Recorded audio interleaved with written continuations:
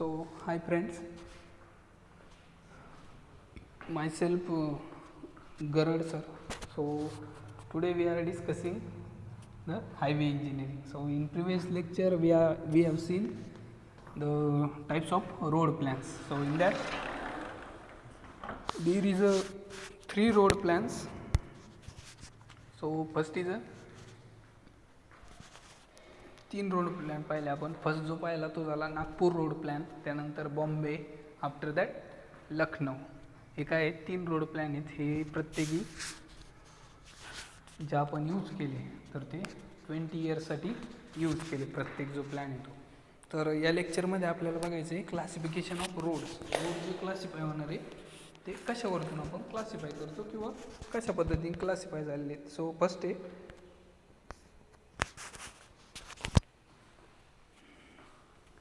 Uses during season. हे अगोदरच्या लेक्चरमध्ये पण सांगितलेलं आहे मी. नंतर काय types of carriageway, then next आहे टाईप्स ऑफ पेवमेंट सरफेस, त्यानंतर ट्रॅफिक व्हॉल्यूम आणि load transported in per tonnage. हे जे काय आहे हे आहेत तुमचे क्लासिफिकेशन ऑफ रोड, जे रोड क्लासिफाय झालेले आहेत. तर फर्स्ट कशावरून झालेलं आहे की ड्युरिंग सीझन एक रोड जो आहे तो ऑल वेदरसाठी आणि एक for selected or fair weather roads.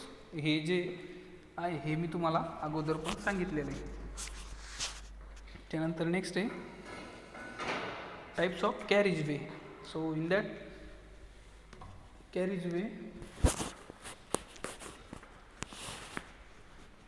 First आहे पेव रोड्स अँड अनपेव रोड्स. म्हणजे जे सिमेंट कॉन्क्रीट पेवमेंट कुठलं यूज करतो आपण. पेवमेंट म्हणजे जो सरफेसला यूज केलं जातं त्याच्यामध्ये आपण एक पेवमेंट यूज करतो. म्हणजे डांबर जो म्हणतो ना आपण, डांबर किंवा सिमेंट कॉन्क्रीट, ते एक पेव रोड असतात आणि एक अनपेव रोड. नेक्स्ट आहे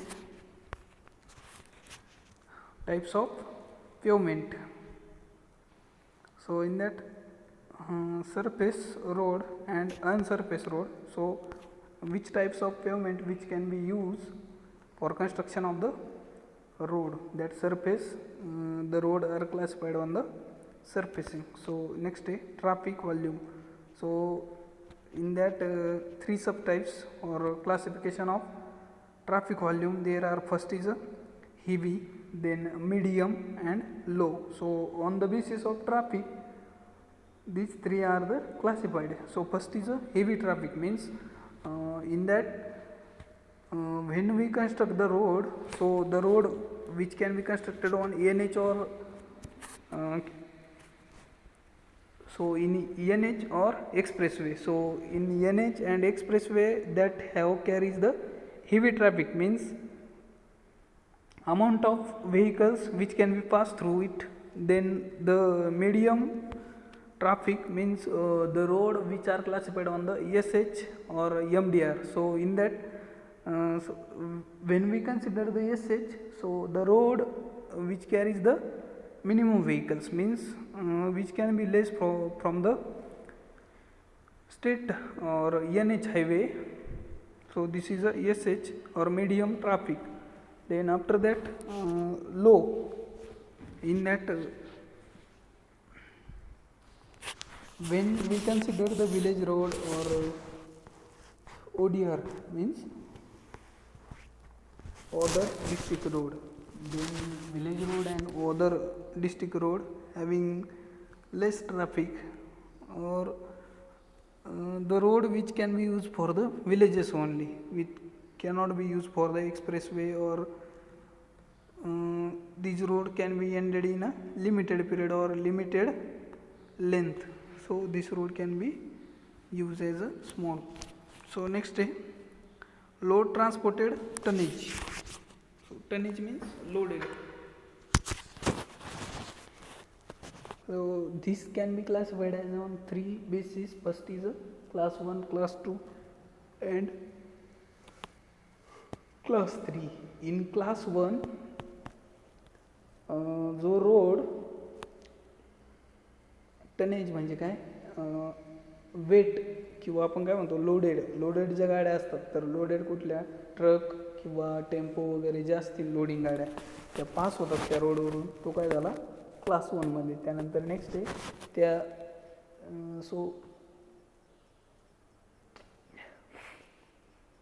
क्लास 2 जो रोड आहे, तर क्लास 2 रोडमध्ये जे अमाऊंट ऑफ लोडिंगच्या ज्या गाड्या आहेत त्या काय होणार क्लास 1पेक्षा कमी होणार. तर त्या कुठून जे आपले एस असतात किंवा village road, other district, village नाही आहेत त्याच्यामध्ये, विलेज क्लास 3मध्ये येतं.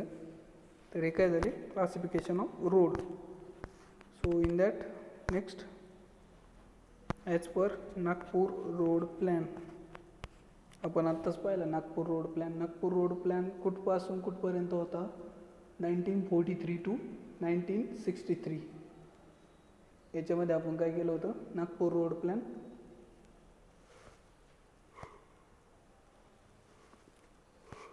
स्टडी केला होता. तर नागपूर रोड प्लॅन क्लासिफाईड होतो 4 टाईप्समध्ये, 5 टाईप्समध्ये. तर याच्यामध्ये काय काय येणार, एक येणार NH, SH, then MDR, ODR and village road. याच्यामध्ये एक्सप्रेसवे येत नाही. सो हा बा तुम्हाला चार्ट दिला आहे as per 3rd Lucknow plan.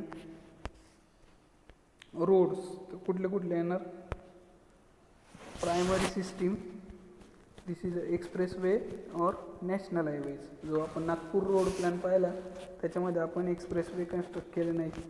So secondary system, state highway, major roads. And tertiary जी सिस्टीम आहे त्याच्यामध्ये कुठले आले आपले अदर डिस्ट्रिक्ट रोड आणि विलेज रोड. तुम्हाला डायग्राममध्ये दिसतंय सगळं. Then next classification of urban road plans or classification of urban road. So in that urban road there are 4 types. In that first is arterial roads, subarterial, then collector street and local street. हे काय आहे 4 types आहे urban रोडसाठी. Urban means काय, शहरी भाग म्हणतो आपण urban म्हणजे. नेक्स्ट आहे रोड पॅटर्न. आपण strip and grid road plans जो यूज केलेला आहे, कशामध्ये यूज केला आहे, बॉम्बे रोड प्लॅनमध्ये. तर ते पण बघायचं आपल्याला. स्टार अँड ग्रिड पॅटर्न जो बघितला आपण. सो इन दॅट फर्स्ट आहे रेक्टँग्युलर और ब्लॉक पॅटर्न. नेक्स्ट आहे हेक्झागोनल पॅटर्न. देन थर्ड जो आहे तो आहे radial pattern. Radial pattern divided into 3 types. So in that first star and block pattern, then star and circular pattern, and after that star and grid pattern. हे झाले रोडचे pattern. आता तुम्ही इथून फक्त वाचल्यानंतर ते पूर्ण समजणार नाही, तर डायग्राम दाखवल्यानंतर तुम्हाला जे पूर्ण आहे ते काय होणार, अंडरस्टँडिंग होणार आहे. तो पिक्चर बघून किंवा डायग्राम याच्याची ती बघून. सो इन दॅट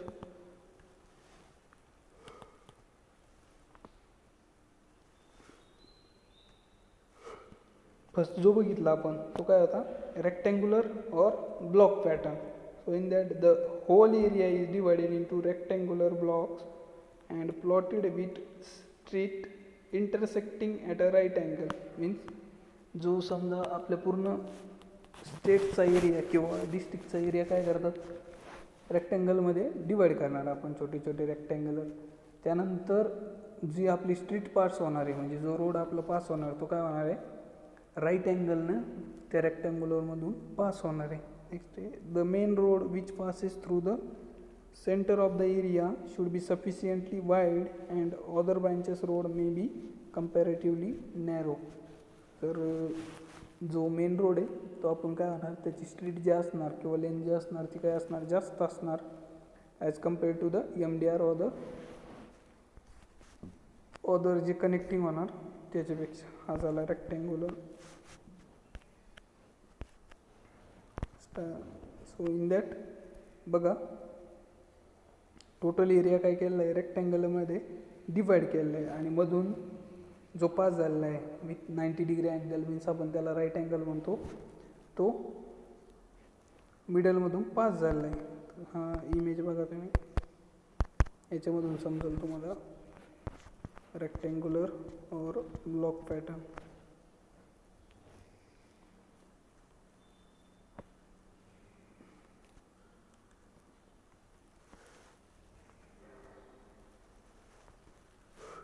बघितली आहे. सो नेक्स्ट जे बघणार आहे आपण advantages of rectangular and block pattern. So in that first way, the rectangular plots may be further divided into small rectangular blocks for construction of buildings, places back to back having road or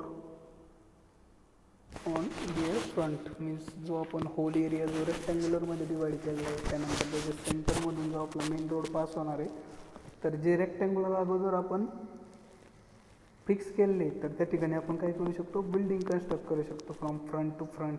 म्हणजे जे आपलं building bye lodge तुम्हाला शिकायचं आहे तर त्यानुसार आपण काय करू शकतो, आपलं जे पूर्ण हे एरिया तो डिवाइड करू शकतो. सो काय बघत होतो आपण, rectangular and block pattern चे advantages. So second advantages is in this pattern has been adopted for the city road. हा जो पॅटर्न आहे हा आपण कुठे यूज करतो, सिटी रोडसाठी. देन नेक्स्ट आहे the construction and maintenance of the roads of this pattern is comparatively easier. So जर आपण अशा पद्धतीने जर रोड कन्स्ट्रक्ट केला ब्लॉक पॅटर्नमध्ये तर त्याचं मेंटेनन्स आणि कन्स्ट्रक्शन जे आहे ते इझी वेनुसार होतं. कारण आपल्याला टोटल एरियाचा अंदाज आलेला असतो. त्यानंतर आपली जी स्ट्रीट पास होणार आहे ती कुठून जाणार आहे, कशी जाणार आहे, त्याच्यासाठी लेवलिंग वगैरे आपण करून घेऊ शकतो.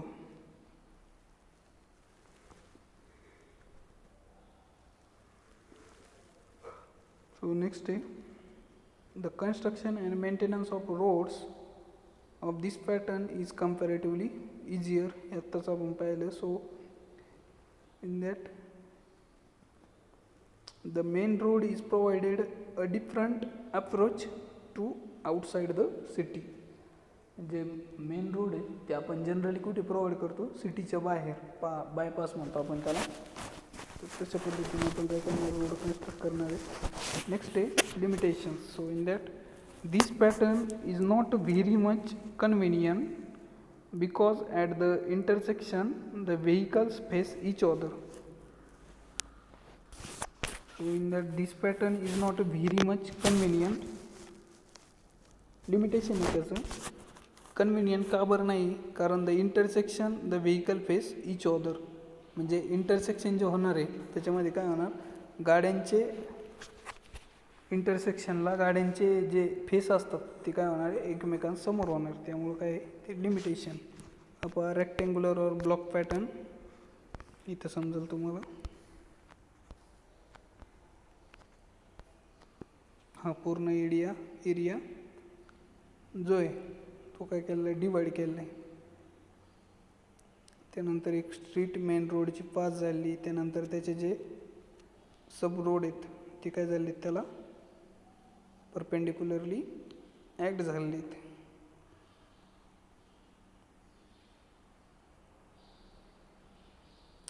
ओके, समजलं.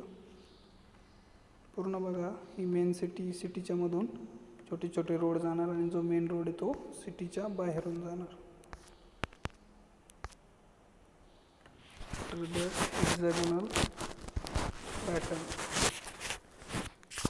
टोटल बघा, इकडे हेक्सागोन दिला का बाहेर, अशा पद्धतीचा आपण काय करणार, पॅटर्न बनवणार आहे.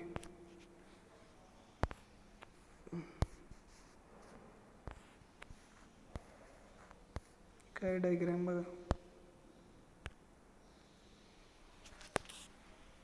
So this is called as a hexagonal pattern. ह्याच्यामध्ये काय केलं आहे, रोड जे ते ट्रॅफिकनुसार व्यवस्थित मेंटेन केले. इन दॅट नेक्स्ट जो आहे star and block pattern.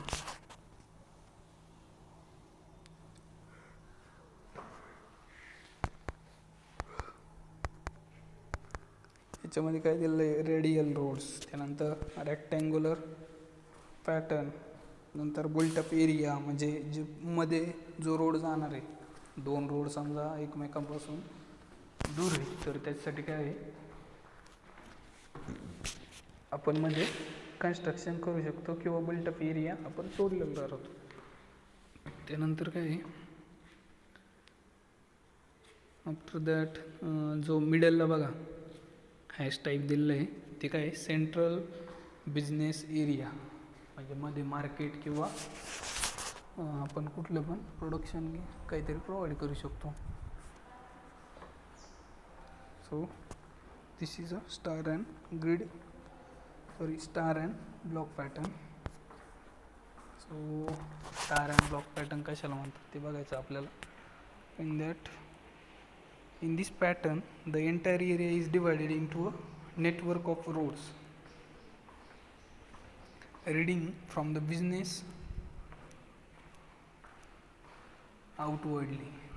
Means area is a total network, रोडचं जे नेटवर्क आहे त्यामध्ये डिवाईड केलेला गेलेला एरिया आहे. त्यानंतर reading from the business outward, म्हणजे पूर्ण जे रोड आहे ते कुठे जाऊन मिळणार आहे, ते ज्या ठिकाणी आपण बिझनेस किंवा मार्केट यार्ड किंवा काहीतरी प्रोव्हाइड केलेलं आहे त्या ठिकाणी ते रोड एकमेकाला इंटरसेक्ट होणार आहे. Then next, in between main roads the built up area may be planned with rectangular block.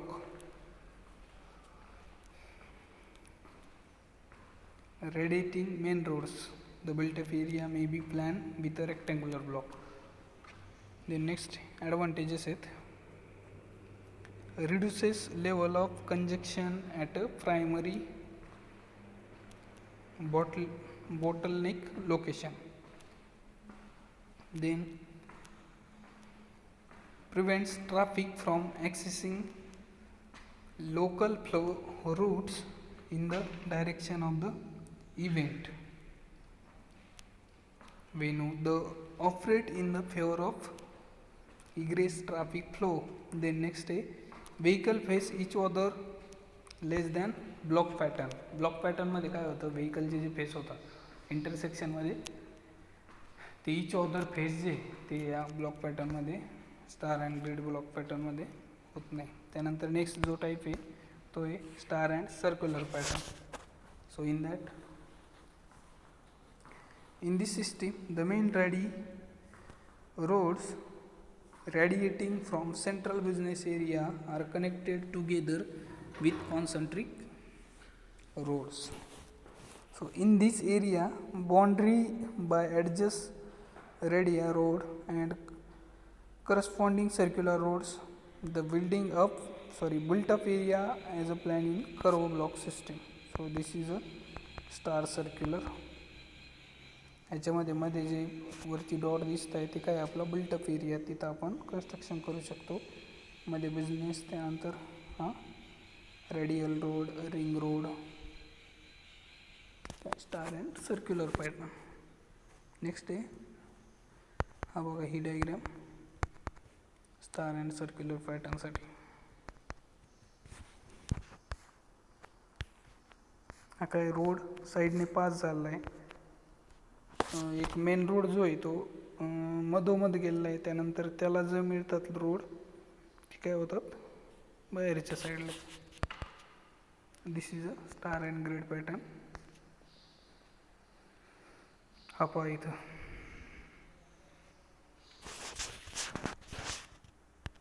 So हा जो आहे तो आहे star and grid pattern. So next advantages आहेत स्टार अँड ग्रिड पॅटर्नसाठी.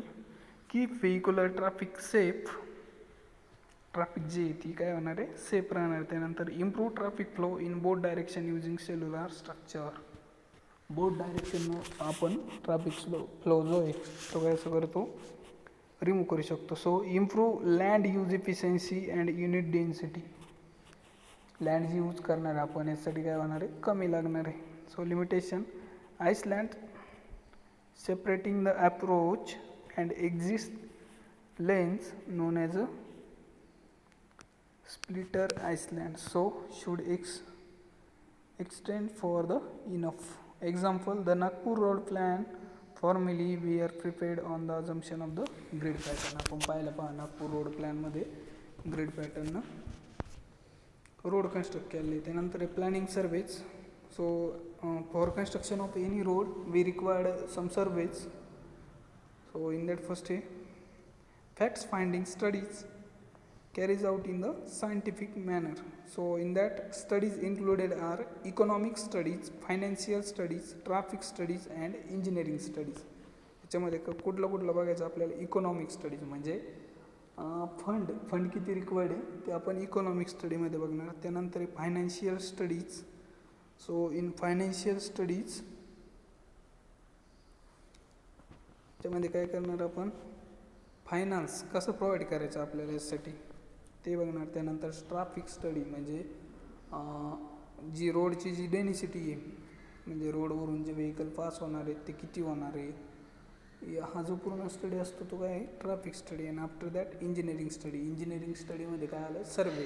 जो रोडचा आपण सर्वे करणार त्यासाठी एरिया मेजर करणार आहे, लेवल काढणार आहे. त्यानंतर वेगवेगळे इन्स्ट्रुमेंट वापरून जो काही स्टडी करणार आहे तो झाला सर्वे. त्यानंतर नेक्स्ट आहे data collected. So data collected आहे हा इकॉनॉमिक स्टडीसाठी. त्यानंतर फायनान्शियल स्टडीजसाठी डाटा कलेक्टेड आहे. ट्रॅफिक रोड यूज स्टडीज आहे. नंतर इंजिनिअरिंग स्टडीज आहे. काय 4 टाईप्समध्ये कुठला कुठला डाटा रिक्वायर्ड आपल्याला तो आपल्याला बघायचा आहे. तर याच्यामध्ये फर्स्ट जो आहे तो काय आहे data collected for economic study. So in that existing road facility कुठल्या कुठल्या प्रोव्हाइड करणार आपण रोडसाठी. सो तो एक्सप्रेसवे, हायवे किंवा NH यासाठी त्यासाठी फॅसिलिटीज आपण काय करणार आहे इस्टिमेट करणार आहे. त्यानंतर इस्टिमेटेड कॉस्ट जी आपण म्हणतो ना इस्टिमेटिंग म्हणजे अंदाजे जी किंमत काढतो आपण ती झाली इस्टिमेटेड कॉस्ट. त्यानंतर total population and classified distribution. Total जे पॉप्युलेशन आहे त्या रोडवरती तर ते पॉप्युलेशन आपण त्याचं डिस्ट्रीब्युशन करणार आहे. त्यानंतर पर कॅपिटा इन्कम. रोडमुळं आपल्याला कुठलं इन्कम मिळतं आहे किंवा त्या रोड जाणार आहे त्यापासून आपल्याला काय फायदा होणार आहे ते काय करणार आपण फाइंड करणार. नेक्स्ट आहे development and future trends. In that रोडची डेव्हलपमेंट करणार आहे आणि फ्युचर ट्रेंड्स करणार आहे. सो त्यानंतर नेक्स्ट आहे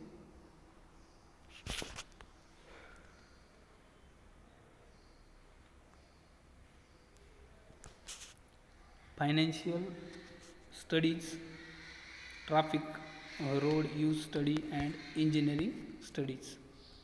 हे आपण काय करणार आहे नेक्स्ट लेक्चरला बघू. त्यानंतर बघायचं आपल्याला preparation of the plan. Road बनवण्यासाठी आपण काय करणार प्लॅन बनवणार. So this is our first unit of advance.